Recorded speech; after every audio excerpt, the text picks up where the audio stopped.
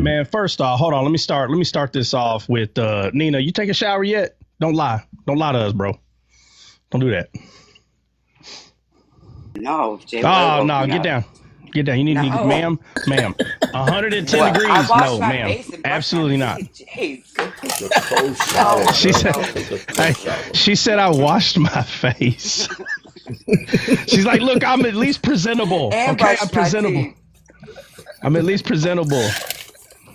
I know if Amazing don't get over here, we gonna get him when we see him. Hey, I called him out. I called him out yesterday. He's like, no, you know what? We're just gonna talk about it on the live. I said, y'all hear this?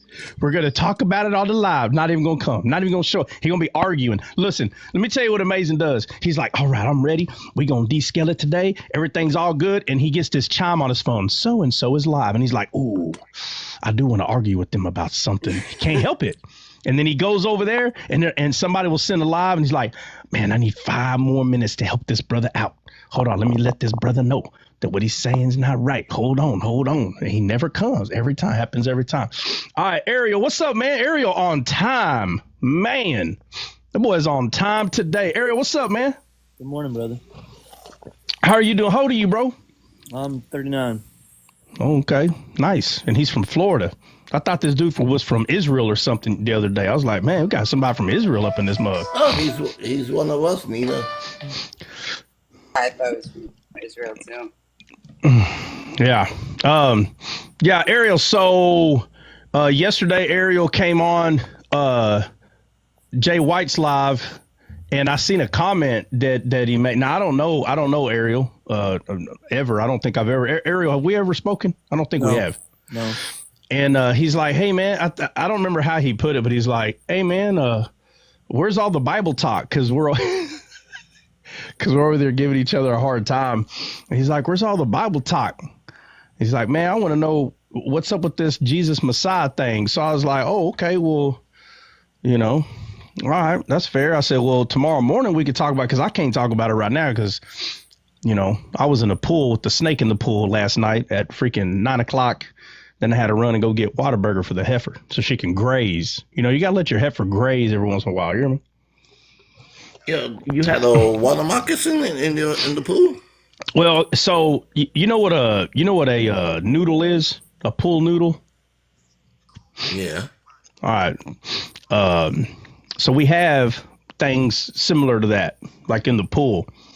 And a couple of things got inflated, like they didn't have air in it, and they sunk to the bottom of the pool. It looked like a snake. This is what it looked like late at night with shadows. I mean, bro, that's just what it looked like. And I said, bro, is there a snake in the pool? So I'm like, hold up. And I'm looking. I'm like, man, I don't see that thing moving. Well, it did move. Like where it was. I didn't, it wasn't slithering, but where it was, it had moved. And I said, man, hold up, bro. That's when I brought it up, because it had moved. But the only reason why it moved is because, water, you got those jets shooting. It moved, no big deal. But Jay White, she was over here thinking like, why are you still in there? I'm like, well, God, let me make sure. Jay White would have done she'd have done hopped out of the pool, made the whole pool, water come out, chipped a tooth. Broke a leg and okay. No, it wasn't a snake. Hey, chipped a tooth, broke a finger or something, and be like, for a minute there, I thought, okay, now you got to go to the doctor. Broken finger, chipped tooth, all that. That's why we're talking about harness emotion. But Ariel has some questions yesterday, and I wasn't able to answer none of them because I had to go. So I told him to hop on and we can just have a conversation. So that's why he's here. So obviously everybody make Ariel feel welcome. And I told him if he's trolling, we're going to make him kick rocks. Ariel, we good or what? Absolutely. All right, man, Ariel, send it. Are you from Central? I'm sorry, you're from Central Florida? Yeah, no, I'm from South Florida. Bill, he like me. Does anybody know Ariel? Dre does. Okay, well, I didn't know if some of you guys did or not. I've run into Big Fella before. He's usually on Dre's lives. Okay. Yeah. Okay. No, he's cool. He's real cool. Yeah. All right, sweet.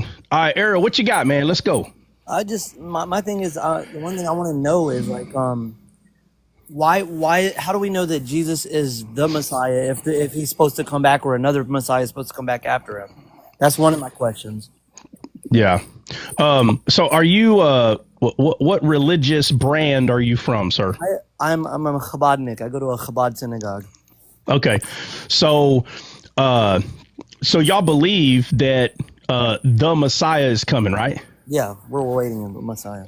Right. So what is it, if someone was to ask you, what are the signs of the Messiah? What do you tell them? Well, I mean, there's a split in the Jewish community on how it's interpreted. One thinks that there's going to be one Messiah who comes in and brings redemption and the Messianic kingdom of God, and then there's another one that believes that the Messiah is going to be split into two. That you're going to have Ben Joseph and Ben David, and that's the kind of approach I take. That's why I have no problem with Jesus being a Messiah, but not the Messiah. Yeah. So what does the Bible say about the Messiah? What do you know about the Messiah? When he comes, the lamb is going to lay with the wolf. There's going to be no fight. All right, hold on. Let me write some of these down. Yeah. All right. So according to Scripture, Yes. right, that the lambs are going to lay with the wolf or the lion. Yeah, you got lion. I said it bad. That's all right. Yeah, That's all right. Yeah, from Isaiah, and that he's going to bring in a Messianic kingdom. Hold on. Don't go too fast. You're going too fast. Hold on a second. I'm Yeah. not trying to be rude. Just give me a second. I get you. All right. So so lambs will lay with lions. That's a metaphor for peace. That there'll be no reason for destruction, any more violence, any more of that. Yeah. I know what it is, but I need to know what you have in your head though. Yeah, Because it ain't okay just for me to go over everything I have in my head. All right. So that's one. All right. So what's another thing? that he's going to set up the kingdom of God. All right. He's going to set up the kingdom of God. All right. What else? And then it'll just be maybe a unified religion. I mean, there's a few other signs, but I mean, basically. Well, no, I'm not asking for signs. They don't have to be signs. Like whatever you know about them. Yeah, there's no way you could tell me that there's only two things you know about the Messiah. But these are the things that I'm looking for the most, because I'm looking for the establishment. Well, okay, so this is the problem that you have. Like, I have the biblical understanding, and then I have our commentary, which is giving us ideas based on those biblical understandings. You understand what I'm saying? Yeah, of course. Yeah. So if I tell you like this, like, for example, is there going to be a time of war before the Messiah comes, or do we have to bring him along with everybody doing righteousness? You see, there's two interpretations of how the final Messiah comes. I'm looking for either one of these to take place. Yeah. So I could tell you a list of things, but it doesn't mean that it's coming in agreement with what's going, what you might think. Yeah. Right. Yeah. No, that's fine, but that's why I'm asking. Right. Okay. So let's go over the lambs will lay with lions thing. Right. So out of all, dude, when I asked you, tell me about the Messiah, this is the first one you brought up. Why? Mm-hmm. Why would this be the top of your list? Because this is one that we're taught to look at. But we're taught to look at there's going to be no more violence. You know what I mean? Okay. So, but understand what I'm saying though, right? Like, just hear me out, right? If I was to tell somebody, for instance,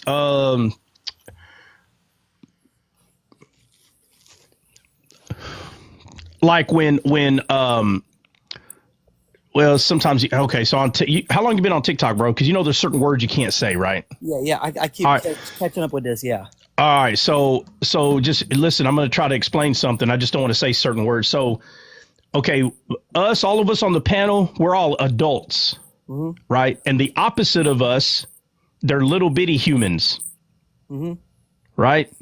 Yeah. You understand who I'm talking about? Like when we have offspring, they're called something. They're little. Yeah, I know what you mean. Okay. All right. So imagine when there's like a divorce, right? And then, there's two little offspring involved. Right. And they're 8 and 10. Okay. Yeah. And a counselor goes up to him and you know, because the parents want to make sure that their mind is okay with the divorce. And so they're like, hey, you know, just talk to him. And the counselor's like, I know what to do. And the counselor just starts asking him questions like, hey, how was your day today? Or how was this? The little ones, they will say some stuff, bro. They'll say like, I was mad all day. Oh, yeah? Why? Well, because mommy wasn't home all day today. Right. Well, she's obviously talking about the divorce. The divorce is bothering them. So after talking to that little one for 30 minutes, you learn that it's really not a pattern. She really was reflecting what's bothering her. Right. Absolutely. So it was the first thing on her list. When I asked you, tell me about your Messiah, the first thing you said was lambs will lay with lions. You didn't bring up anything else. Well, I want to know why this is the first thing that you popped out of your mouth. It stands out to me. It means the most. I mean, these prophecies. There's a ton of prophecies, and that's just I don't know what to tell you. Yeah, no. Don't get me wrong. I'm not saying that you have to know and you should break it all down. What I'm saying is, for you to know, this is the first one you brought up. Whether you knew to look at it that way or not, when you were asked by me, hey, tell me about the Messiah, you brought up peace. Yeah. Okay, so when they talk about whoever talks to you about peace, what kind of peace are we talking about? Transcendent peace, one that for everyone. Like in this world that we live in. Yeah, see, right? Yeah. So let me ask you a question. See, this is where I get confused when it comes to these things, because we in Judaism we have this understanding in Isaiah that there's going to be a Messianic kingdom, right? But then we also have this idea that this world's going to be done away with, and Isaiah says this. Isaiah, what's the chapter? He says this world will be done with, and there'll be a new heaven and new earth. So these things, these concepts, I'm trying to establish: is it going to be in this world, or is it going to be in the next world? I mean, you get what I'm saying? There's so many prophecies that need to be that still need to take place in the Bible, and they overlap each other. Yeah. No, I know. But if we're talking about peace, even though there's a lot of people that say a lot of stuff. Whether it's Christian, Jew, whatever the name, right? Whatever the name that this person is holding on to, whatever the title is, it's not easy to step out of that mindset. It's not easy on either side. So that's why there's nothing wrong with the discussion, right, of it, because I 100% do believe that the Spirit of God will lead anyone who is seeking to all truth. He'll lead anyone. So that's why I think it's funny when people argue about stuff, because I really don't understand it. Not even a little bit. I don't understand. I understand if we're trying to use apologetics or someone's trying to help someone understand. I get that. But 90% of what you see on TikTok, 99, I'm going to say 91 to get to really prove the point that I'm saying. 91% of arguments you see on TikTok, it's all pride. Right. Has nothing to do with God. I don't care what anybody says. I don't care what I'm reading the Bible. I don't care. You're lying. Not you, Ariel, but figuratively, whoever, the person is lying. It's all pride. Right. Who's right? Who's wrong? Why do you think I'm right? Why do you think I'm wrong? It's all pride. So here we don't argue and debate. I don't do that. I think it's childish. It makes me laugh as soon as it starts.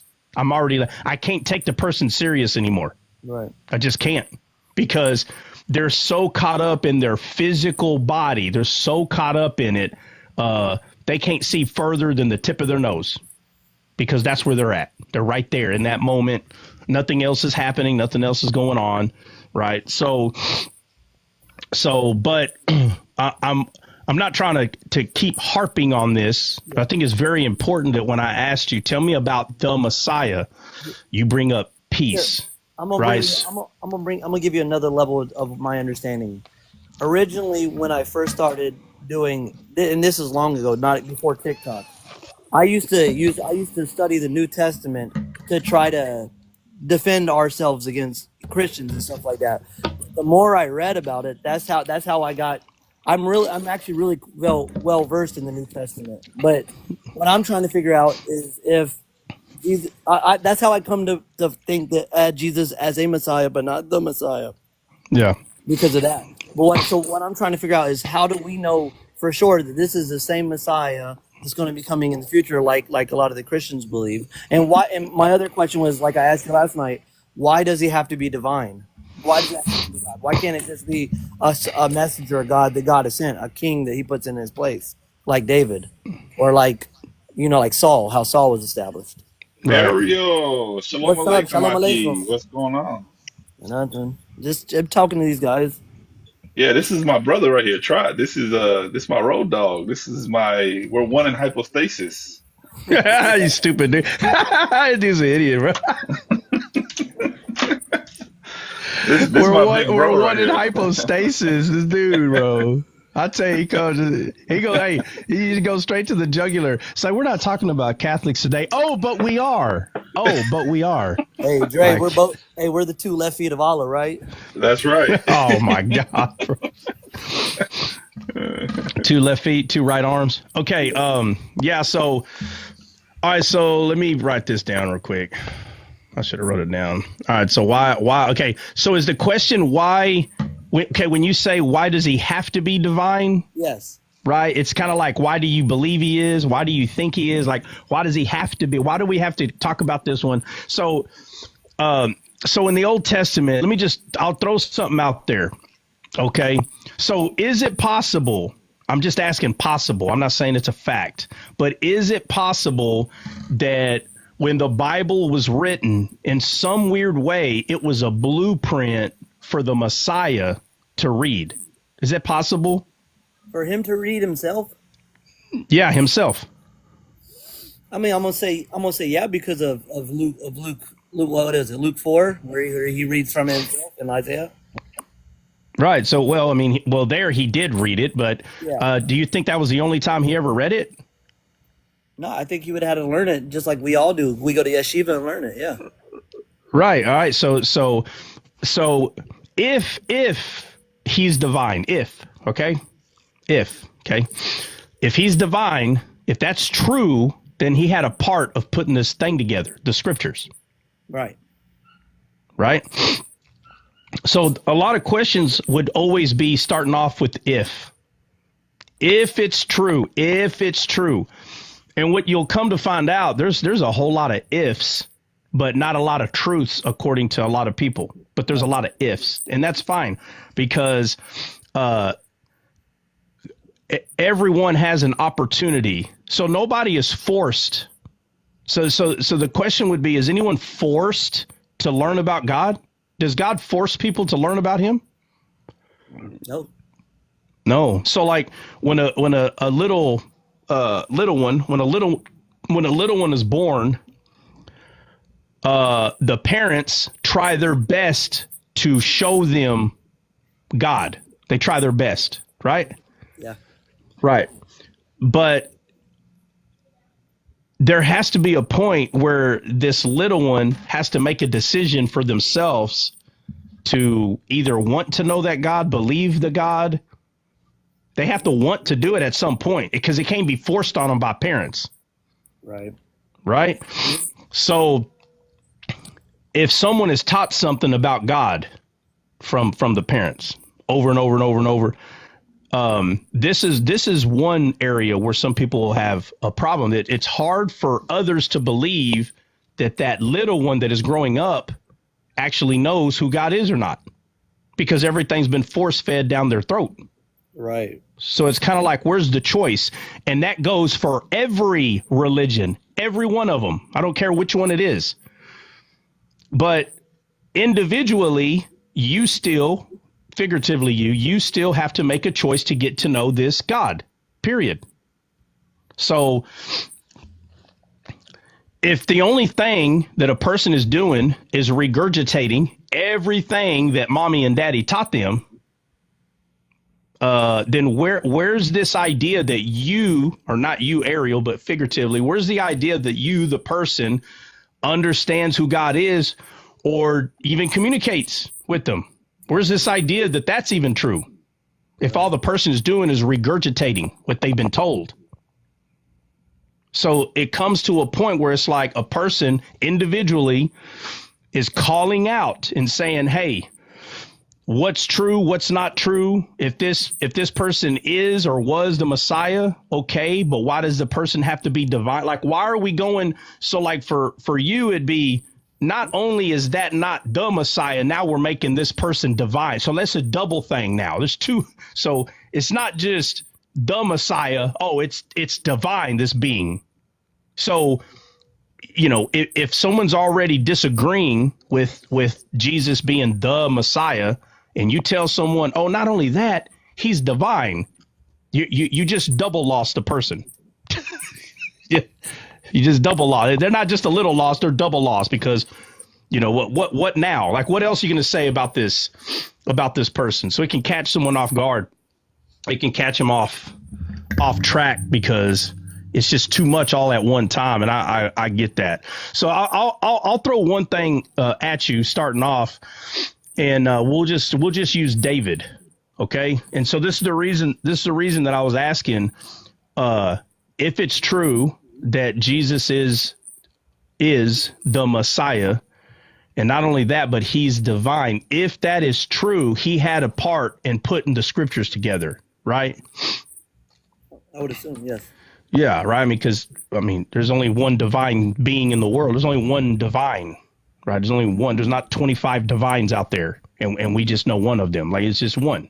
So if he had a part in putting this together, then again, that's why I was saying, is it possible that it was not only put together for a few reasons? Could it be that one of those reasons is so he himself can read it, right? And learn from it himself? Is that possible, right? So it's possible. But like I said, anything's possible. So David writes down, right? He says, for your rod and your staff, comfort me. David says this, right? And it's real easy to see that David was a shepherd. It's easy. So black letters on the white page, David, why wouldn't David write about a staff or a rod? Because he used it to fight off animals from the sheep. Right. Very easy, very elementary. But my question would be, why would the rod be the first thing he grabbed to go fight Goliath?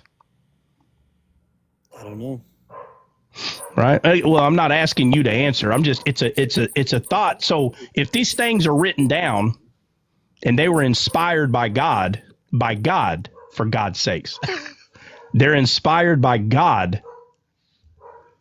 So they're written down. It wasn't just a historical thing. Now, some people will say, yes, it was. That's all it was. It's history.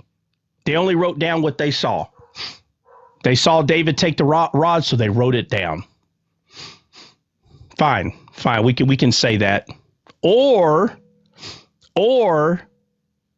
David meant your rod and your staff comfort me in a different way than what people have been saying. People say that he wrote your rod and your staff comfort me because he's talking about how the stick kept the animals away from the sheep. And that's it. Means nothing more. But then he's fighting this big old Goliath and he takes his rod, bro. He takes his rod. So, Ariel, help me make some sense of this.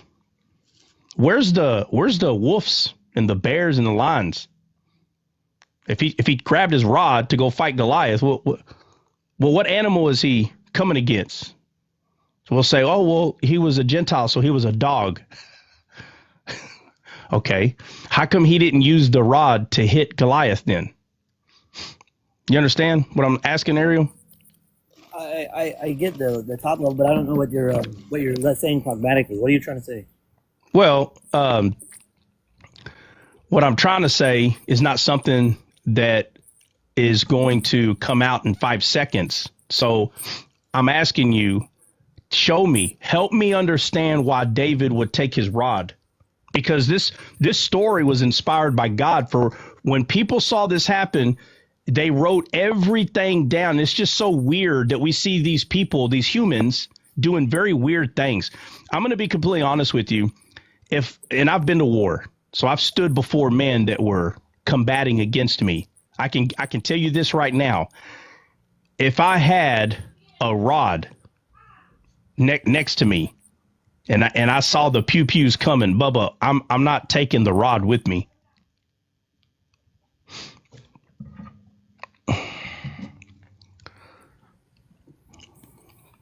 You understand what I'm asking or what I'm saying, Ariel?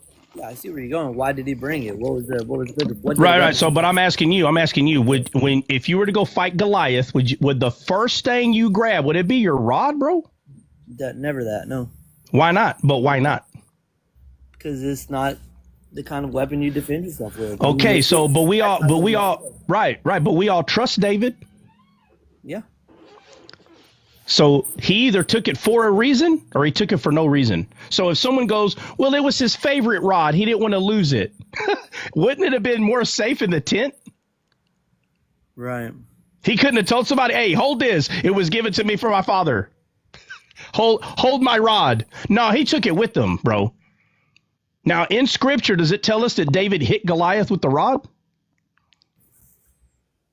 No. So when I ask why did he take it, I'm not saying that you're supposed to know. No, I'm trying to see if you care enough to think about why would this man who became king of Israel, bro, the entire Israel trusted this man.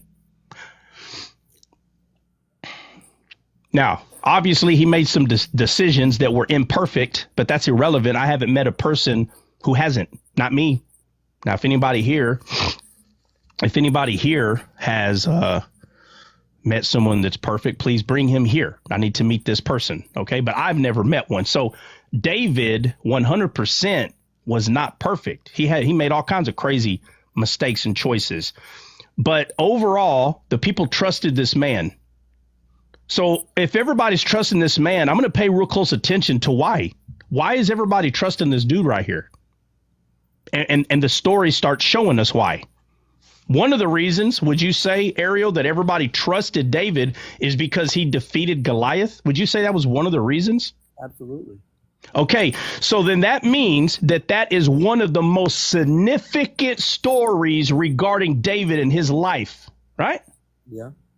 Okay, but we're going to act like he didn't grab the rod before he went to go fight Goliath. We're just going to act like we don't see that because we don't understand why. So if we don't understand why, we don't care enough to find out. Right. So this man, which, by the way, in the questions when I was asking you, that was one of the things that you said, right? And I only wrote half of it down, but that's one of the things you said. You said that there's two ways that people are looking at this regarding the Messianic. There's two ways. And you said one of them was son of Joseph, son of David, right? Ben Joseph, Ben David, right? Right. Okay. So if one of the ways was Ben Joseph, Ben David, not only did you say lambs will lay with lions, so the number one thing that came out of your mouth was peace. And the second thing was set up the king of God. But right after that, you said, oh, well, let me tell you the two ways. And one of the ways you told me was that the Messiah was going to come from Ben Joseph, Ben David. And so David, out of all the names in the Bible, David is the one that everyone is looking that this person, the Messiah is going to come because he's going to be the son of David. Right. Son of Joseph, son of David, right? And so there is so much respect put on David, and I don't believe the life of David has truly been studied at all. I don't believe it. And I believe that's half the problem, that he's not being studied. Because when I ask you, why did he take his rod? You literally was like, I don't know. Literally as like you just don't care. I don't know. It's not that. Our rabbis have teachings on this. I've just never got into that. You know what I mean? No, I know that some rabbis do have some teachings on it. I do. Okay. But what I'm saying is, it's vital is what I'm saying. It is vital. So it's not serious. Okay. It's not important. It is vital. Vital. If David, everything that he did is not truly paid attention to, then understanding of what was taking place in the life of David will never be understood. And it takes a contrite heart. That's what it takes. So let me write this down real quick.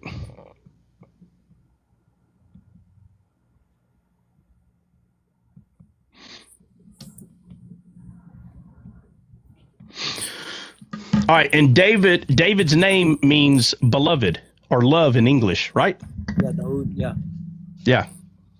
That's what his name means. So if the Messiah is supposed to come from David, the Bible tells us that God is love. That's what it says. God is love. So wouldn't it make sense that the Messiah comes from love? Beloved or love, David, right? Yeah. Makes sense, right? So, but let's go back to David versus Goliath real quick, okay? So he picks up his rod. It's the first thing. If you go to the verse, somebody pull up the verse. Somebody pull up the verse where David is about to go get into business to Goliath. Somebody, anybody? Yeah. So who is this? Yeah, I'm pulling it up. It's in 1 Samuel 17. I'm gonna go to the King James. Give me just a second. Who is this uncircumcised Gentile? Let me see. It says when he picks up the rod, the armor, the helmet, and he girded himself on that. He took off on that. All right, so it says verse 40. So it's 1 Samuel 17, verse 40, and it says, and he took his staff in his hand, and he chose 5 smooth stones out of the brook, and he put them in a shepherd's bag he had, even a scrip, and his sling was in his hand, and he drew near to the Philistine. All right, but the first thing he grabbed was the rod, Ariel, right? Okay, so now listen, we're talking about King David here. We're not talking about New Testament. We're not talking about none of that. We're talking about this man that we all know as King David in the Bible. And it wasn't before the rod, he did not go to the creek and pick 5 smooth stones. It was after the rod, not before. When Moses delivered Israel, right? When he delivered them from Egypt, was it before or after the encounter with God? We delivered him from Egypt before. It was before. When did he deliver them? Before his encounter with God or after? Oh, you talking about Moses after? Sorry, Yeah. Yeah. No, it's fine. It's fine. But it was after, not before. Right. Right. It seems as though throughout the entire Old Testament, you see miraculous things happening after the rod, not before. After. It's pretty consistent. Okay, so we can shake it off and say, well, what does that matter? I'm telling you right now, something that I have learned after I personally have cried out for truth. I also saw things in the Bible as insignificant. But the truth is, there's nothing in the Bible that's insignificant. Nothing. Not one word. Not one. Not one jot, tittle, not one. There's nothing in the entire scriptures that's insignificant. Nothing. As soon as we start believing that there is something more significant than something else in the Bible, we've already missed it. You've already missed it. Even the words "the" that are in there are significant. Everything in there. So, but Moses, right, the Hebrews, right, Israel, he takes them out of Egypt after he takes the serpent by the tail. After, not before. So once he shows that he believes in what God is saying by picking this serpent up by the tail, then that means right now he's ready to do what I tell him to do, because he already did that first thing. And it became a rod in his hand. So when he went to Pharaoh, he showed up with the rod, right? Right. So we're just gonna keep playing this game. Well, he has to have a rod, bro. He's a shepherd, right? Because he was a shepherd too, right? Right, Ariel? Yeah. Moses? Yeah. Yeah. Right. So he was a shepherd. So obviously he has a stick. Well, now again, why in the world would you take your stick? You're trying to free Israel from Egypt and you take your shepherd stick. Does that make sense to you, Ariel? No. So here we go. The two most trusted men in the Jewish community. We literally are sitting here saying the things that they do make no darn sense. And it's a fact, because it don't make sense, bro. But what ends up happening is, see, the rod in the Old Testament becomes cliche. You know why? Because they're all over the darn place. You see rods everywhere, right? Mm-hmm. So because you see the rod everywhere, then it's a tool they use. Okay, right. It's a tool they use for wolves and all these things. But Moses thought it was a good idea that he's going to take I would have left it at the house, where all the sheep were. Is he still back home with his wife and father-in-law, or is he in Egypt now with the rod? In Egypt. I mean, I'm just being honest. That rod would be the last thing on my mind, bro, after I talk to God at a burning bush. I'm not thinking about no stupid rod. That thing's going to be at the house. Right? Yeah, absolutely. Right. But Moses thought it was important to take it. Right? God told him to take it pretty much. Right? Ain't that what he told him? Yeah. So a miracle happens with the rod. It turns into a snake, turns back into a rod. Let me ask, Ariel,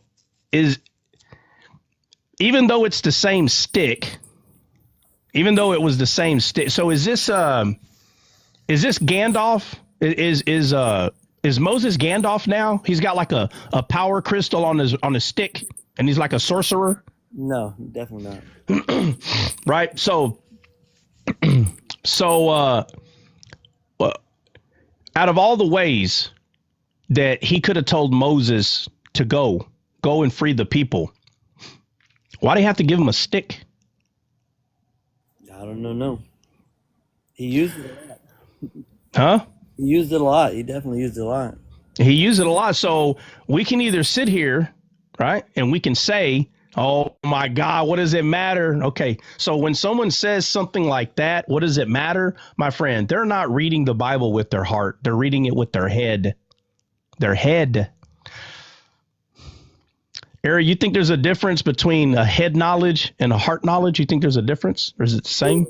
Absolutely. The heart retains information too. Yeah. Right. So which one is more meaningful to the person? The head knowledge or heart knowledge? The heart knowledge. It's emotional. Right. The heart knowledge is more meaningful. Right.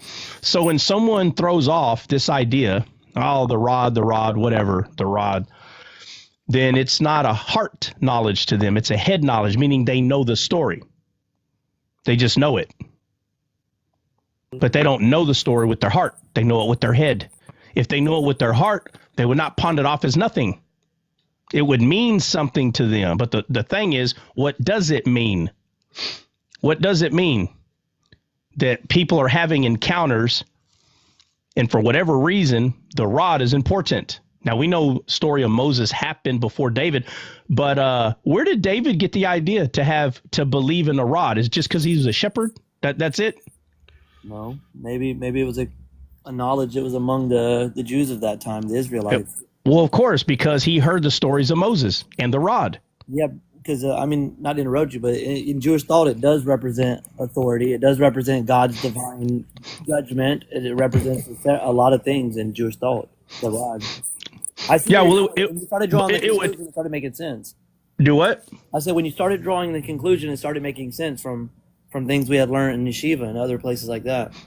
Yeah. So, and that's why I'm telling you, this is a very slow process. So a lot of Jewish people that I've met, they're very fast. They think real fast like this. Yeah. Okay. And there's nothing wrong, okay, with thinking fast until you get to the Bible. And I'm talking about scripture. Your fast way of thinking comes from carnality. That's where it comes from. Right now, microwave, everything fast. Come on, let's go. Okay. So even when a person is reading scripture, if not careful, you're reading it too fast and you're not allowing your heart to read it. There's a difference. There is. Your heart needs to read it. Your heart ponders on things. You know why? Because it cares about it. The carnal mind is, oh man, what does it matter? Let's go straight to the big story. All this stuff is skipped. Let's just go straight to the big story here. The entire time in David's life, the biggest story in the entirety of David's life is that when he went to go fight Goliath, it didn't happen without the rod. That's the biggest. That is the most significant thing in the story. It's not the defeat of Goliath. That is not the significant part. But to the untrained eye, it is. It is the biggest part. Wow, he defeated him. And nobody noticed except for Goliath. Goliath is the only one that says, what am I, a dog that you come to me with sticks? He's the only one that recognized, you come against me with the rod. He's the only one. My thing is this. Why would Goliath even bring up the rod? Think about it. If I was 10, 11 foot tall and I had a dude that was 5 foot tall coming up to me and he's got a stick in his hand. I'm going to be honest. I'm not bringing up the stupid stick, bro. I don't care what you have in your hand. I'm about to put my foot on your chest, bro. I don't care what you have in your hand. But he says, well, my dog? You come to me with sticks? My dog or what? Isn't it true that Israel called the Philistines dogs? Yes. So do you think Goliath would have known that? Yeah, it was definitely not a term you wanted to be called back in the day. Kelb. Kelb is a bad word in Hebrew and in Arabic. Right, but what I'm saying is, don't you think Goliath knew they called them dogs? Absolutely, yeah. Right, so he goes, what am I, a dog? That's where you're going with it. So he says, what am I, a dog? You come to me with sticks? Well, that'd actually be a dumb question. It'd be funny if David goes, bro, you already know we think you're dogs. Why are you asking me if you're a dog? But he says, what am I, a dog? You come to me with sticks? The answer is yes, you are. That's why I'm coming to you with the stick. Because David's trust comes from his heart, or does it come from his head knowledge? From his heart. From his heart. Because he was called by God a man after his own heart, right? Yeah, absolutely. Okay, so if he is a man after God's own heart, then that means his understanding of what Moses was doing came from his heart, not from his head. Came from his heart. The same with Moses. Well, I know, but David came after Moses. Yeah. No, I'm just saying in general. Yeah. Right. But see, Moses didn't have anything to go off of. Not really. Oh, I see where you're going. Yeah. Okay. But David did, because David read about what Moses did with the rod. He read about it. Right. So his rod that he had, he relied on it. Mm-hmm. But he didn't rely on it with head knowledge. He didn't just have that rod and say, this stick will defeat the wolves and the bears. And no. Absolutely not. He had a heart after God, which means everything he did, it was based on God. So he wasn't defeating lions and bears just because he had a stick. No, he doesn't have to say it. But when he writes it out, your rod and your staff is what comforts me. He's talking about the rod that Moses held, the same rod. That's what comforts him.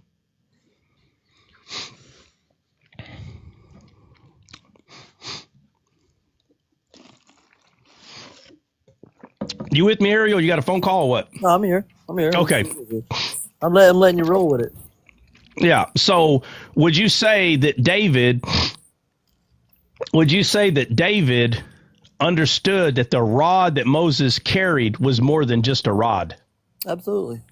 Right. So now he takes the rod, not before, it was after he put his trust back in the rod. He put his trust back in the rod. That's when he went to the river or the creek of water and picked up 5 stones. He was led by the rod to go there.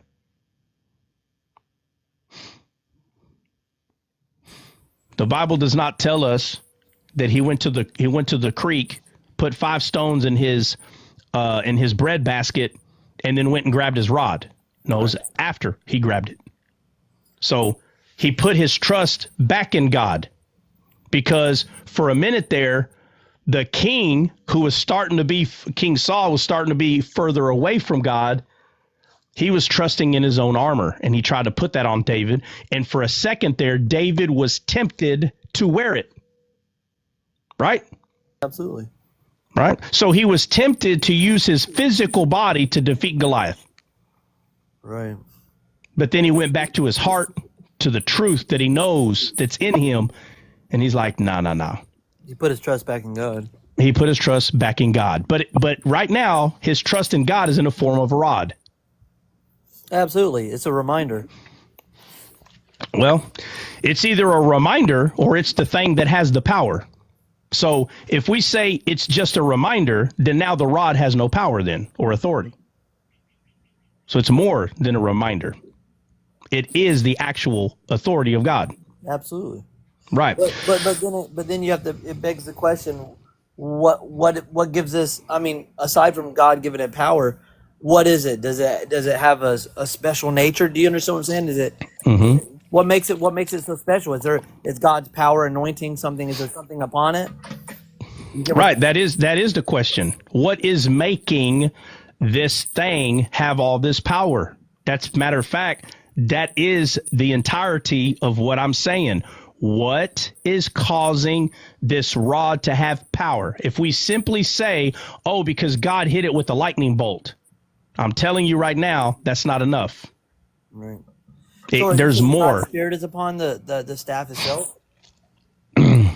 Well, we can say that God's Spirit is upon the staff. We can say that because it has the authority. If you remember, all the plagues that happened, they only happened because of the rod. So Moses didn't do miracles. Right. The rod did. Yeah, he split the Red Sea, he hit stone, yeah, all that. Right, but it was the rod. Yes. And Moses knew it. Moses finally caught on to it. He caught on to it. And he caught on to it because he kept forgetting. Because when he went to the Red Sea and Pharaoh started following them, he goes up to God and starts crying. Right. And says, hey, they're coming. And God says, why are you crying to me? That's what he tells them. Right. Bro, why are you crying to me? He literally is saying, bro, I've already given you my authority. It's in the rod. He said, take the rod and go put it over the water. That's what he told him. Right. I have no problem with So, okay, so here's a question. Was it wrong for Moses to go crying to God when Pharaoh started chasing them? I mean, in one way, yeah, because he started doubting. Yeah, I know, but that's one way. The other way we know it's wrong is because God asked him, why are you crying to me? That's what he told him. Instead of handling business. You already have my authority. Why are you not using it? Real simple, bro. Real simple what he's telling Moses. Moses thinks that God comes and goes because a lot of people think that. But as long as he had that rod in his hand, God's not coming and going. He's in his hand, period.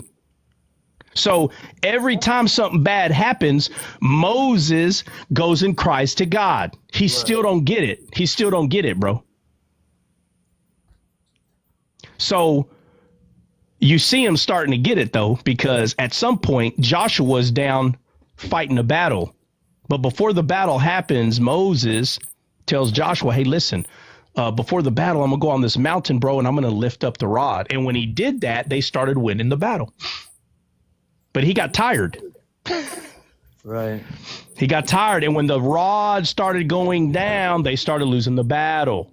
So everybody started learning, man, I don't know what's going on, but we need to pick that rod back up. Let me ask you, do you think God knew that 2,000 years later, people are going to be reading stories about this rod? Absolutely. Yeah. You don't think people are like, man, what's going on with this rod? Let me tell you, I'll tell you the truth. People don't ask what's going on with this rod. Did you know that? Yeah, I understand. They don't. They said, oh, the power of God again. That's it. Say nothing about the rod. It's just a stick. It's just a symbol. It means nothing. So the rod means nothing now. The rod means nothing. Well, yeah, but it's part of the story, bro. They keep pointing to the God that's in heaven and they take their eyes off the rod. So God is just only using a symbol. He's not doing anything else. So he's powerful enough to give a man a stick and say, hey, my power is in this stick. But then there's nothing further. Like the stick itself has no true meaning in its entirety. It just played the part. Right. Well, that's funny. That's funny because it sure does play a lot of parts in a lot of stories. And people say, yeah, but that's just God telling us that we need to trust him. Right. That's exactly what it's saying, that we need to trust him in the form of a rod. Yeah, you're saying a lot of people see it as character building and not really anything else. Well, there's people that see it as character building. There's people who see it as just like a kind of like a memorial stone, kind of, but it's a memorial stick. It's just there to remind us that God has the power. No, that's what Moses thought. He said, God has the power. God, they're coming. And he goes, why are you crying to me? Why? Take the rod. See, if that was true, God would have never said that. He would have never told Moses, why are you crying to me? Why was it important? Why? Why was it important that Moses trusted in the rod? Why? Is that to prove that he trusted in God? Not just that, but he already had the power. He already had the power. But why is that important? Why is it important for Moses to know you already have my authority? Why is that important? You tell me. But what I'm saying is it is important, right? Mm-hmm. Clearly. But the question has to be why? Why is it important for Moses to know you asked, I gave to you, now you have it? Why is that important? It's very important. So David, he hears these stories growing up. David hears these stories growing up about Moses, and he put his trust in that rod. That's what he put his trust in. David may have said, okay, I don't know what this rod is, but whatever that is, he writes it. That's where my comfort is. So that means that Moses and David have to be like freaking psychopaths. They have to be mentally ill if they trust in a stick. And people go, no, it was representing God, bro. Don't do that. No. It was still a stick. No, nonetheless, it was a stick. And David trusted in that stick so much that when he was given weaponry to go fight Goliath, he told them no, and he took his stupid stick with him.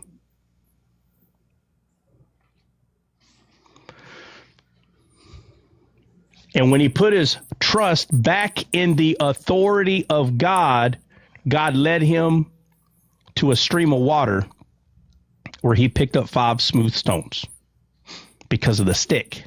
Without that stick, he wouldn't have went over there because he was trusting in the physical armor. So the people murmur against Moses. All the people do. And Moses said, I'll tell you what, because they said, you're not the only one that hears from God. We all hear from God. Ariel, would you say that's an argument today? Yeah. You hear it, right? You'll hear all these people, different religions. We have the Spirit of God. And they go, oh, okay. Well, what about y'all? We got the Spirit too. Everybody got the Spirit, huh? I hear it among different Christians. Yeah. Oh, yeah. It's because it's not about Christian. It's not about Jew. It's not about any of that. It's about who hears from God. That's what it's about. That's what it's always been about. So even these people, they were all Jews. All of them. From the seed of Abraham. And they all murmured against Moses and said, you're not the only one that hears from God. We hear from God too. Were they telling the truth? No.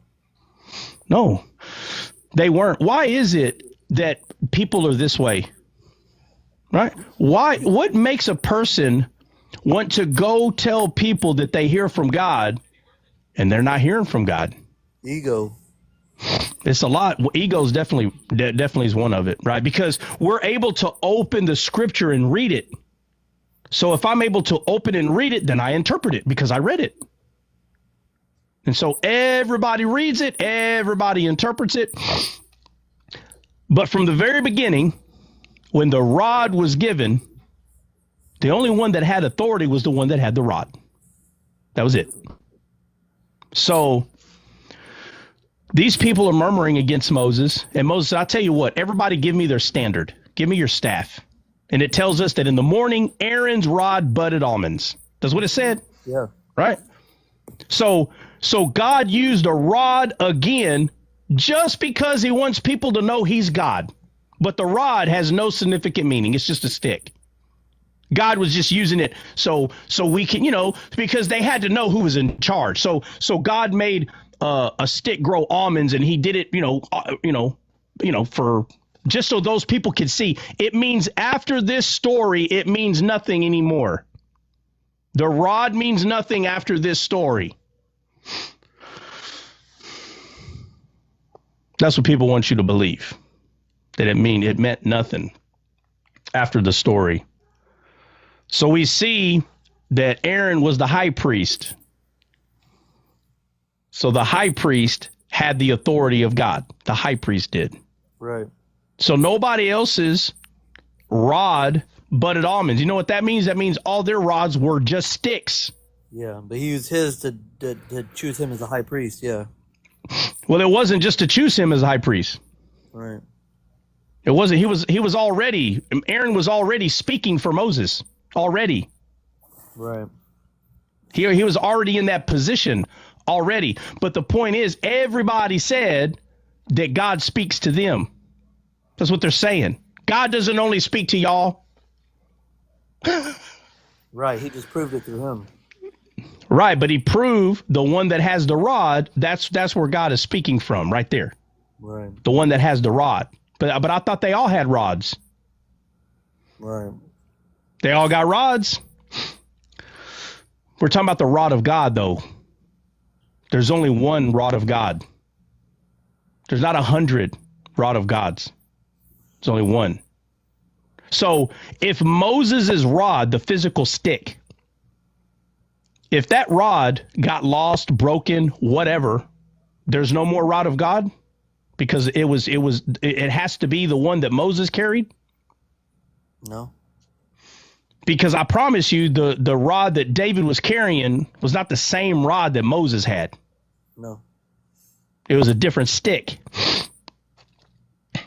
But now this stick has got the power of God on it. We just saw it because he defeated Goliath.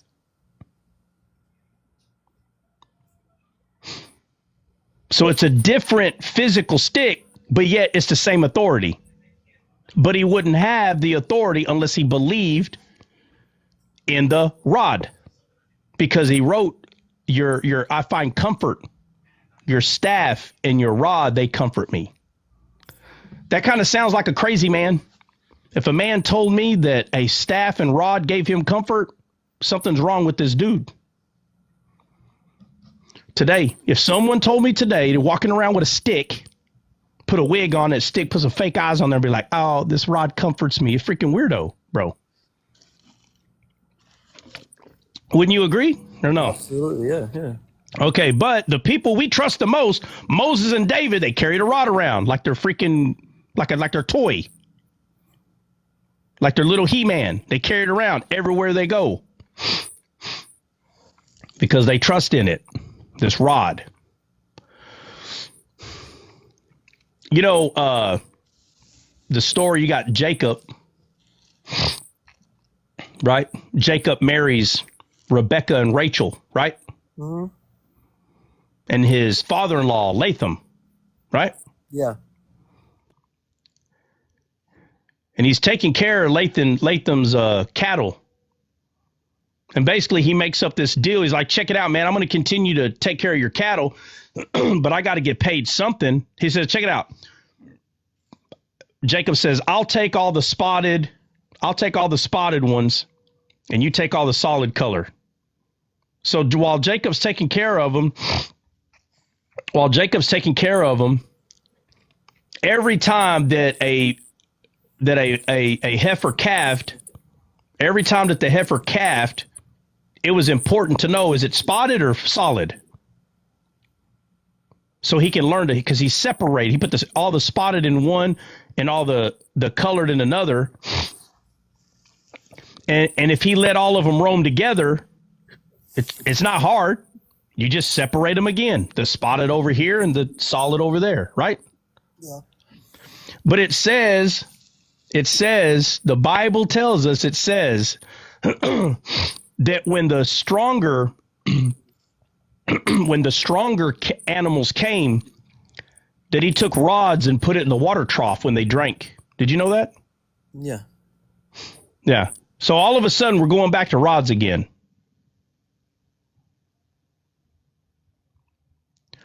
He said he put rods in the cattle trough, and it says, and when they drank, they gave him. He got more animals because he did this. But when the weak ones came, which were Latham's, he took the rods out. Why did Jacob let his cattle drink the water that had the rods in it, but the regular water, he gave that to Latham? You tell me, divine. Well, I mean, whether it's divine or not, we can't just act like that didn't happen. That happened. Whether it's divine or not, Jacob trusted in these rods that it was going to give him more cattle and stronger cattle. That's what he trusted. His trust was in the rod. Right? Or no? Yeah. So he went out his way, put the rods in there, let his animals drink. And then when he was going to give water to Latham's animals, he took the rods out, bro. So here's another fool, a rod chaser. He just likes staffs and rods, puts little wigs on them, says little buddy. Or the Bible's telling us something else, right? So it is important to know that when the rod or the staff is being used this way in the Bible, it is very important to know that this rod or staff 100% represents the authority of God. Very important to know this. Right. In every instance. We see the people getting bit by vipers in the desert. Oh, lo and behold, put a brazen serpent on a rod. Oh, okay, on a rod, okay. And when you look up at this brazen serpent that's on a rod, y'all won't get bit by vipers. Brazen serpent on a rod. Won't get bit by vipers. Why is God steadily trying to make everybody understand that God's authority is in the rod? Why? For what reason? Could it be possible, Ariel, that it was for future purposes, or was it only for the Old Testament? No, it's definitely for future purposes. Are Right. you drawing an allusion to the cross though, and the way Jesus died? The cross? Yeah. What? It was lifted. Hey, it's a staff. Bro, I don't know why you bringing up the cross, bro. We're talking about the staff, bro. I'm just asking a serious No, question. my God, bro. Listen, for this one time, I'll answer that kind of a question. No, I don't know where you're getting that this is pointing to the cross, bro. Where are you getting this at? Because of the reference where Jesus said, as the serpent will be lifted up, so shall the Son of Man. Okay, bro, I don't need that to talk about who Jesus is. No, I'm just drawing an allusion to what you said. Yeah, well, no, but I didn't say that. You brought up the cross. I'm talking about the story in the Old Testament. Okay, maybe you're misunderstanding what I'm talking about. Yeah, in the Old Testament, Moses, God tells the people to put a brazen serpent on a rod and lift it up. Right. Okay, so why are we going to the New Testament? Because that's the illusion I thought Jesus was drawing from. No, brother. We're not talking about the New Testament. We're talking about the Old Testament. Yeah, but what story is he talking about when he says, as the serpent was lifted up? What is that not the story you're talking about? No, I'm talking about the story in the desert. Yeah, but isn't that what you're talking about? Bro, listen, Jesus is not here yet. Why are you talking about Jesus? Never mind. No, just continue. I apologize. Okay, all right. I just don't want to cause any confusion. I'm not talking about Jesus right now. I'm talking about the rod in the Old Testament. Okay, the rod in the Old Testament. So, Ariel, is there somewhere else in the Old Testament where the rod is? I got like 30 of them in my head. I mean, you've pretty much got most of them. I don't know them all. Nah, bro, there's a bunch of them. You got come on, bro. Are you serious, bro? You don't have one? Jacob, like you named one, Aaron's, Jacob's, Moses. Those are all the ones that I think of right now. I mean, I wasn't prepared for this. I wasn't prepared for this line of questioning. Oh no, don't get me wrong. I know you've read the Old Testament, bro. That's the only reason why I'm asking, not because of any other reason. Yeah. So, can anybody think of one? I can't be the only one that knows these things. Moses on the mountain when Aaron and Hur are next to him and Joshua's fighting. Well, I already brought that one up. What else? Oh, you did? I'm sorry. Yeah. Anybody else? Nabal have a staff? Did he, kept his sheep and whatever his cattle was? Well, I mean, is that so? Based on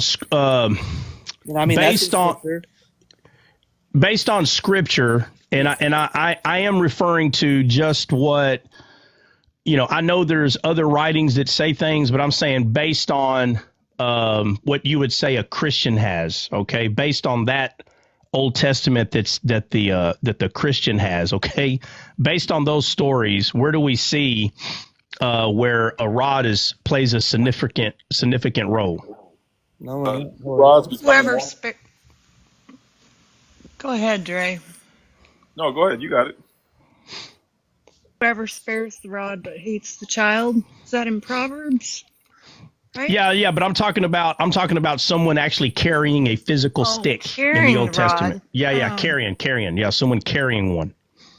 Yeah, Anybody else? So you got the two rods that become one, Jacob's and Judah's. Yeah, but that's not somebody carrying it. Okay. Talking about someone carrying it, like a story where the rod is like physically there.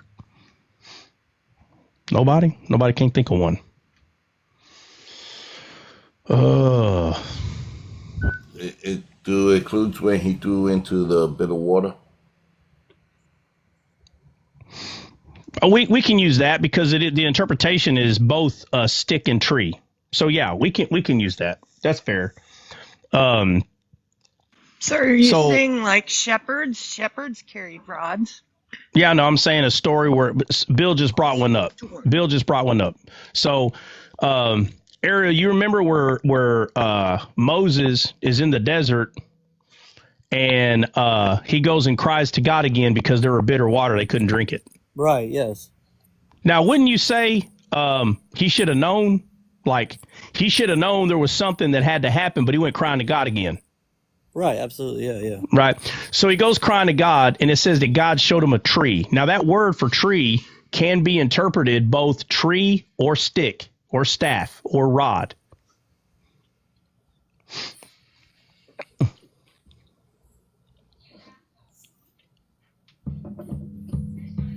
Can I help you, ma'am? Okay, close the door. Yeah, it What smells like about whenever my ghillie Moses? suit. What about when Moses hit the rock instead of talking to it or whatever? Is that something? Yeah, that's something. That's the rod. The rod is still there. Yeah. Yeah. I So, was trying to but go outside of Moses and Jacob and all them. okay. So Moses goes crying to God, and it says that God showed him a tree. Right. And so it says, and Moses went over there, he took the tree and put it in the bitter water, and it made it sweet. So here's a tree. Again, based on the interpretation, you can get rod or staff out of that and tree. You can get either one. But the thing is, though, he put that, whatever God showed him, a rod or a tree, in the bitter water, and it made the water sweet.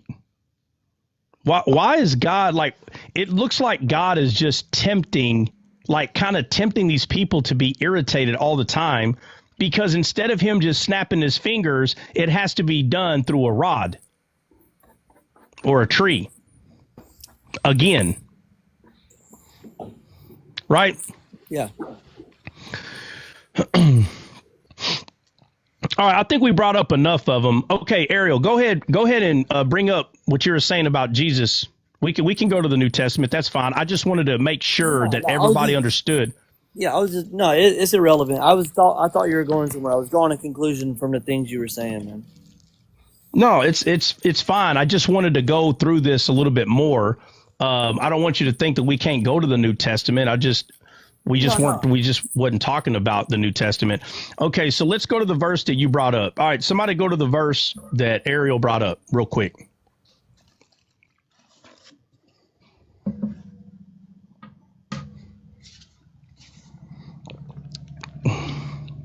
Anybody? Anybody?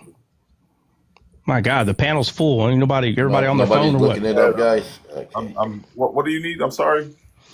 Where Ariel, he brought up okay, well, whoever is looking it up, listen, proofread it and make sure it's it before you give the verse. Where Ariel brought up where Jesus is talking about the brazen serpent.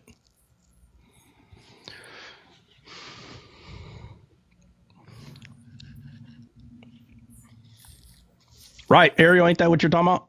Where yes. Jesus brings it up? Yes. Yeah.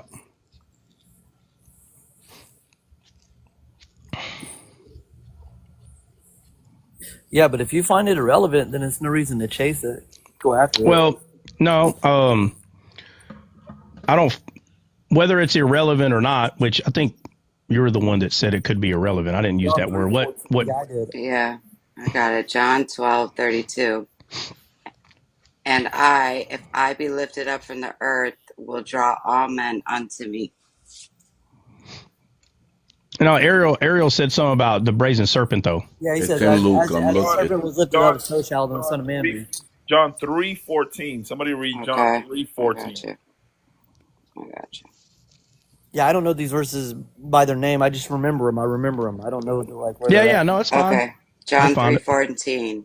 And as Moses lifted up the serpent in the serpent in the wilderness, even who's saying this, Nina? Jesus. Okay, so Jesus is saying this. So Jesus is saying, just like the serpent was raised. Okay, go ahead. Okay, and as Moses lifted up the serpent in the wilderness, even so must the Son of Man be lifted up. All right, Ariel, what about it? No, I was just drawing a conclusion to him, the staff and being lifted up. I thought that's where you were going with it. It was a misinterpretation. I apologize. Oh, okay. Yeah. So when Christians bring this up to you, what do you tell them? I tell you, there's nothing I could really say about it. And it has a lot of value to it. And that's one of the reasons why I began to believe that Jesus is a Messiah. But what I'm still trying to figure out, is he the Messiah? Right. So you know where Jesus said, all authority has been given unto me? Yeah, in Matthew. Right. So Moses is a Messiah, right? It can be interpreted that way, but the Bible doesn't call him a Messiah. So, right. But there are people that will say that there are many Messiahs, but not there. Okay. So which one of the people in the Old Testament is a Messiah, but not the Messiah? David, Cyrus, even Cyrus, he's a Gentile, and he was considered a Mashiach. Right. So, but Moses wasn't a Messiah. Yeah, I mean, he could have been. I mean, the rabbis never interpreted that way, and I never gave it thought. But I mean, there's no reason to think not. Right. So Moses and David were a Messiah, but they weren't the Messiah. Right. So they were the person that was carrying the rod, but they were not the rod. Right. Yeah, they were anointed by God. Yeah, they carried that spirit. Right. But what I'm saying is they were not the rod. No. Right. It's so simple. Like anytime I ask somebody, I don't care who it is, I can ask any type of religious person, did Moses do miracles? 99% of them will tell me yes, that he did. That's what it looks like. Right. Right. But it was the rod. It wasn't Moses. See? So Moses was a Messiah, but he was not the Messiah. Right. David was a Messiah, but he was not the rod. Right.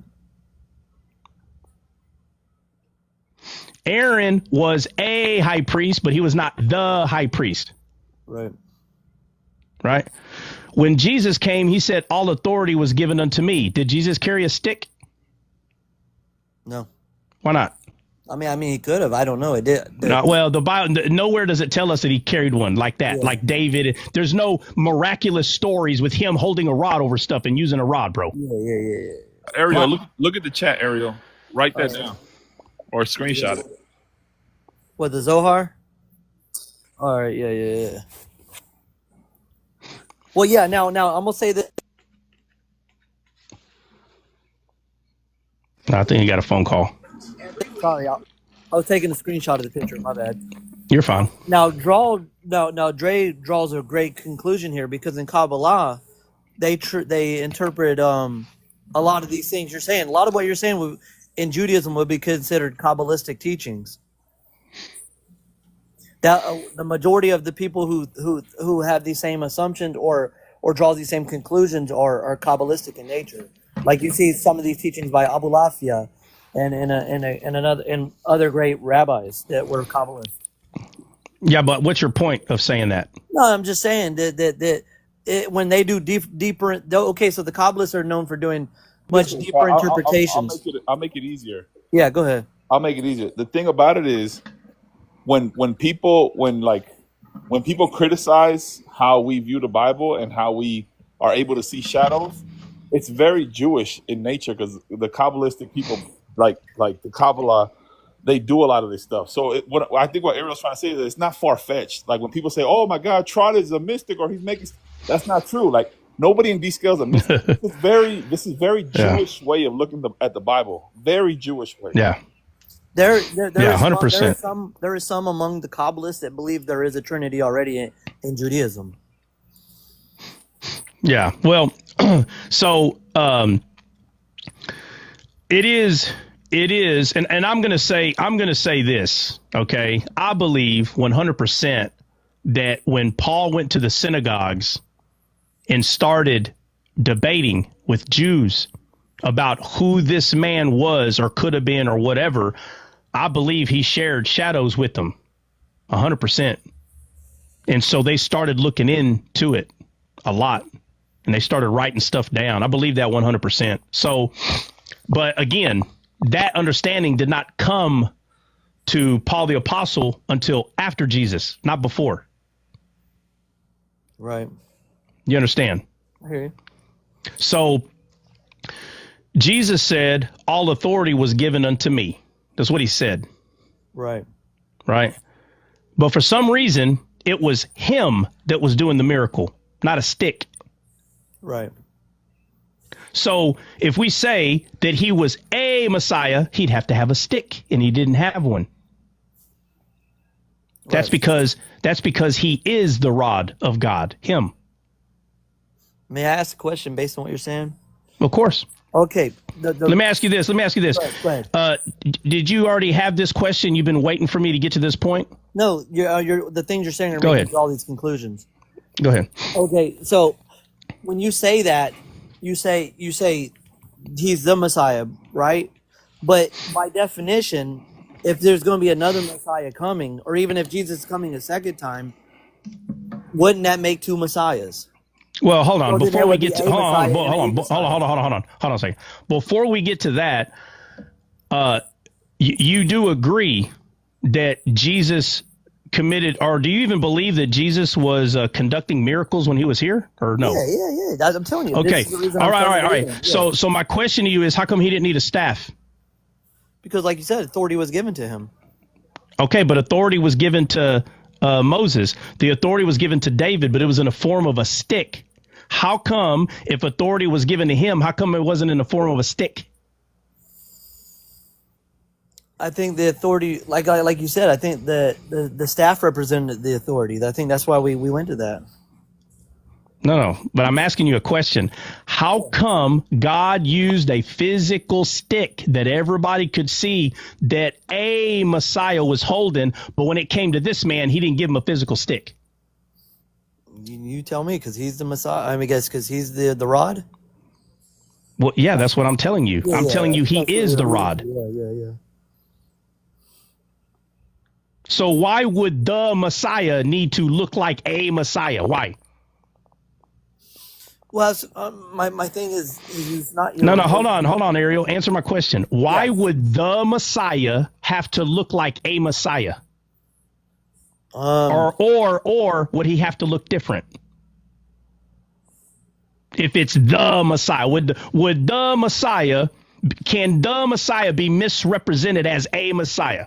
Yeah, you could draw that conclusion. I see what you're saying. That's it.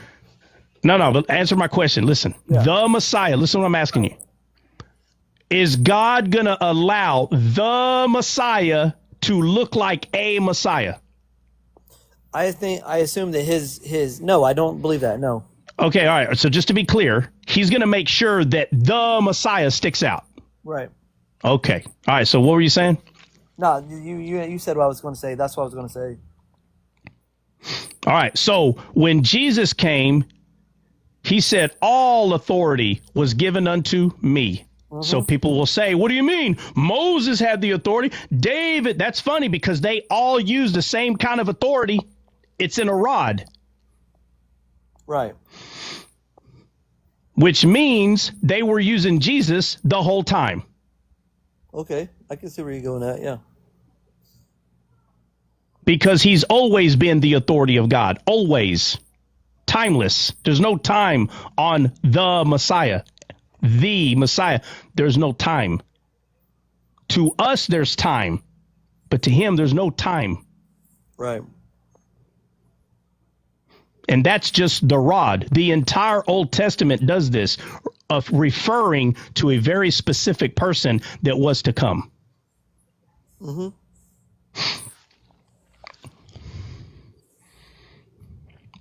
Okay, so it is true that at the very depth of it, when it comes to Jewish way of thinking or believing, it is true that they 100% believed that the Messiah was physically going to go to war for everybody to bring peace, right?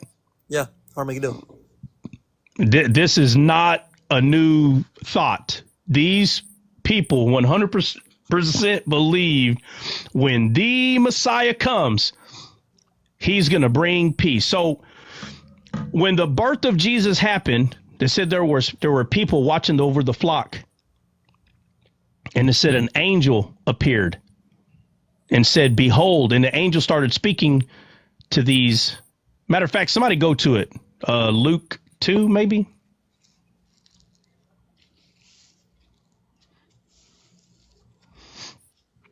Who's gonna look up? Who's gonna look it up? Somebody, anybody. Man, panel full. Ain't nobody can do nothing. My Lord. Look, okay, you want when the angels came to the shepherds? Yeah, Luke 2, I think. Or in a minute.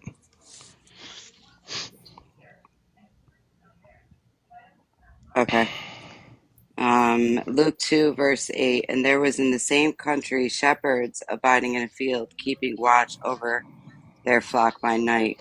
And lo, the angel of the Lord came upon them, and the glory of the Lord shone around them, about them, and they were sore afraid. And the angel said unto them, Fear not, for behold, I bring you good tidings of great joy, which shall be to all people. For unto you is born this day in the city of David a Savior, which is the Christ, the Lord. And this shall be a sign unto you: ye shall find the babe wrapped in swaddling clothes, lying All in right. a So manger. where did it say peace? I'm getting there, right? In Okay, my verse bad. 14, glory to God in the highest, and on earth peace and goodwill toward men. All right. So right there, the angel announces peace toward men. Right, Yep, 2:14. Ariel? Absolutely. Okay. So the angel is telling. So if this is true, if this story is true, hold on. I just saw. What'd that say? You should do the cities of refuge next. I know God had you study. Yeah, I've talked about the city of refuge a lot, actually. We won't be able to talk about it today, but anybody on this panel more than likely has heard me go through the entire Old Testament. When I say the entire Old Testament, all you got to do is ask the people here on this panel. I have literally talked about Jesus using the entire Old Testament. So any story you think you can think of, we've already been through there, and I've already pointed to Christ in that. And the 6 cities of refuge is 100% one of them. But here, if this is true, Ariel, if this is true, and this angel is speaking to these men, they obviously came from heaven, right? Right. So when heaven says peace, what does it mean? Shalom. No, not how do you say it in Jewish language, like not how you say it in Hebrew. No more war. Yeah, no more fighting. Right, no more fighting, no more war. Okay, so when this announcement came and they're saying peace, they're literally saying the war is over. Facts. That's what it's saying. That's what the angel is saying, that the war is over. Why would the angel be announcing the war is over because Jesus was born?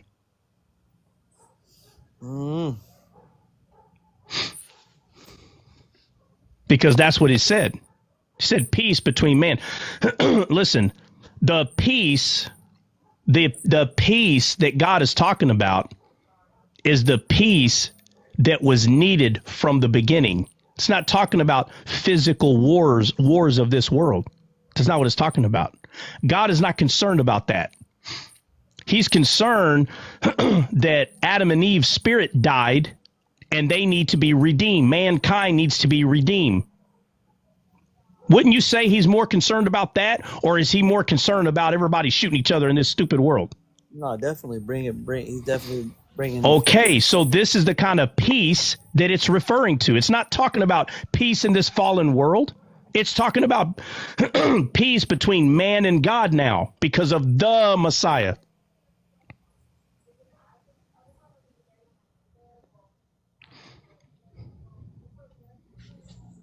You understand? I do, but it's kind of conflicting with the understanding that I have. That's fine. Let it conflict. Let it conflict. What I'm telling you is God is not concerned about the fallen world the way people are saying he is. He's more concerned about bringing us back to him. It was God that created man, or was it this world, this fallen world created God? Which one spoke what into existence? God created us. Okay, so if God is the one that created, he's the one that created things. The things of this world did not create the spiritual things. It's the other way around. God created. So if God created, then that is what we need to have peace with, not the fallen world, bro. It's not true. It's not. I'm not saying that it's bad to have peace between people here. That's not what I'm saying. I'm saying for some reason along the way, the spiritual side that's more important somehow became cliche, and this world became more important. And that should have never have happened, but that's what happened. It should have never have happened. People should not have been looking for physical peace more than spiritual peace. But they did. Humans did. That's what they did. So when the Messiah was born, let me ask you this. When Moses was born, or before I go back to the Old Testament, because you brought up the New Testament, fine, we'll go to the New Testament. I don't have a problem with it. But when the Messiah was born, an angel who came from heaven spoke of heavenly things. That's what he spoke of. Jesus said, when they asked him and they mocked him and said, "Are you king?" He said, "My kingdom is not of this world." Is that not what he said? Yes. Okay, so why in the world, if his kingdom is not of this world, why in the world would he put on a king robe here and fight here if this is not his kingdom?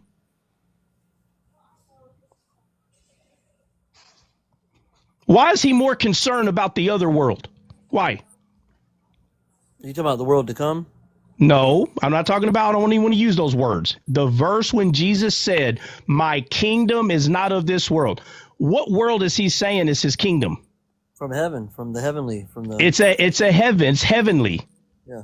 100% heavenly. Do they have chariots the way that we have here? Do they battle each other in heaven with bows and arrows the same way we do here, or is it different? Different. It's definitely different. It's different. Okay. So why would the Messiah, my friend, not a Messiah, they fought physically. Moses, David, they physically fought. That's what a Messiah did. Why would the Messiah physically fight stuff here? Why? For what reason? If he said that my kingdom is not of this world.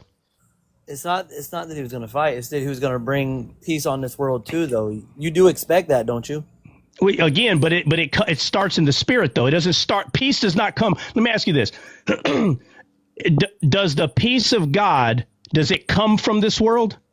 No. Where does it come from? From him. Okay, so peace has to start there first. Facts. Period. Okay, so after that peace, that's when the rest of the world gets peace. Not the opposite. This world doesn't get peace first, and then heaven gets peace, bro. No, you know that doesn't make sense. No, huh? Yeah, he would bring, but the Messiah would bring peace, and then everybody would okay, hold on, but where's the time frame on this? You understand? There's no time. Okay. Right. All right. So when the baby came to bring peace, why are people such in an uproar that it didn't happen within 100 years? Or even 2,000. Or even 2,000. Listen, Jesus is timeless. There's no time. It's us that keep pushing this time frame on him. Where are you at? Is that not what our father said in the desert? Where are you at?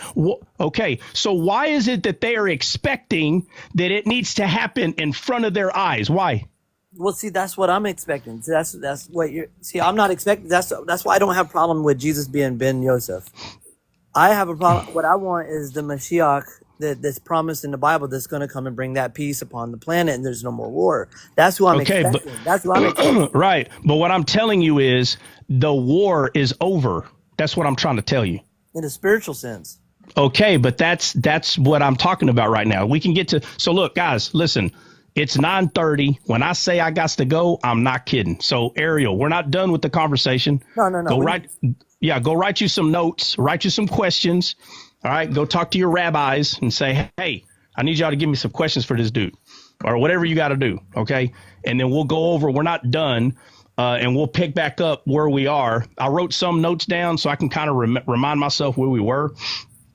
Has anybody got anything before we go? Because I got to go. Peace. Shalom. All right. OK, guys, I'll say this last thing. The war is over. The dancer is here. The what? The Coptic dancer. My Coptic dancer. I see him. He is in here.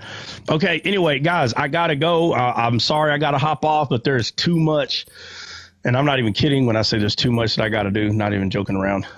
So we're not done. Ariel, obviously you're always welcome to come up, bring your questions, whatever, man. And we'll just go over it. And we haven't even went over really nothing. Honestly, we're just kind of riding along, through the scriptures themselves. But today is Thursday, so we'll see y'all in the morning. And I don't know, guys, I do not know what time that I'll be on in the morning, but we'll be on either way. Hopefully 8, 9 o'clock, hopefully. So God bless. We'll see y'all in the morning.